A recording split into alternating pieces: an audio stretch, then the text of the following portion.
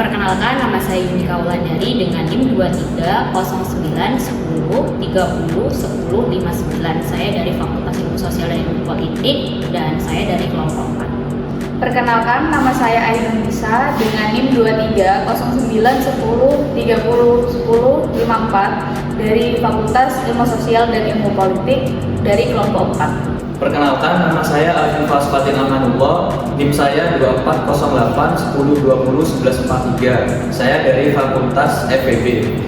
Di sini saya dari kelompok 4. Perkenalkan, nama saya Media Zulfatika Kusuma Fani, NIM 230910301091. Saya dari Fakultas Ilmu Sosial dan Ilmu Politik. Saya dari kelompok 4.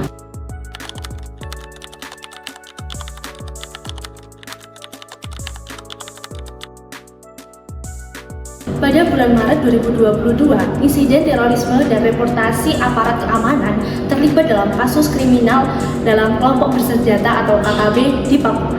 Gerakan separatis ini dilakukan oleh KKB untuk memisahkan Papua dengan Indonesia yang dilakukan dengan perang bersenjata yang terus berulang kepada aparat keamanan dan warga sipil. Tindakan KKB di Papua memunculkan ancaman terhadap citra aparat keamanan, sementara media menampilkan sudut pandang yang berbeda dalam peristiwa tersebut. Jenis-jenis integrasi ini banyak macamnya. Salah satunya yang berkaitan dengan sosial budaya yang memiliki arti penyesuaian unsur-unsur yang berbeda dalam masyarakat, terutama pada kehidupan sosial.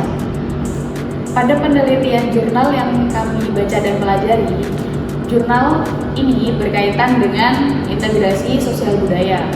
Fokusnya mengenai bagaimana reputasi aparat keamanan dalam menangani kelompok KKB di Papua. Hal ini menunjukkan bagaimana interaksi antara kelompok lokal dengan aparat keamanan pemerintahan pusat. Faktor penyebab disintegrasi. Yang pertama, adanya gerakan separatis oleh kelompok organisasi Papua Merdeka atau OPM yang ingin memerdekakan Papua dari kedaulatan NKRI. Kelompok ini masih aktif melakukan perlawanan terhadap aparat keamanan. Operasi militer yang dilakukan oleh aparat keamanan untuk menangkap KKB seringkali diiringi oleh dugaan pelanggaran HAM, seperti penganiayaan terhadap warga Papua. Hal ini dapat memupuk permusuhan masyarakat lokal terhadap aparat pusat. Lalu yang ketiga, masih adanya sentimen anti-Indonesia di kalangan sebagian masyarakat Papua karena merasa terpinggirkan dan tidak mendapatkan perlakuan yang setara dari pemerintah pusat. Lalu yang keempat, adanya propaganda yang menyebutkan TNI dan Polri juga ikut melakukan penganiayaan terhadap tempat pribadi di Papua.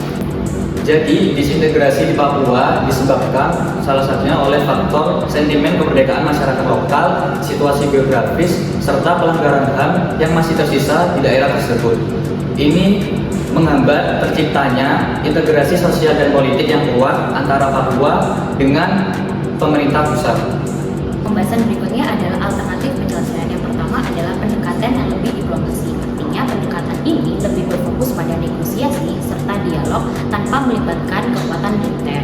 Pendekatan ini juga melibatkan para tokoh agama serta adat karena mereka memiliki peran yang penting.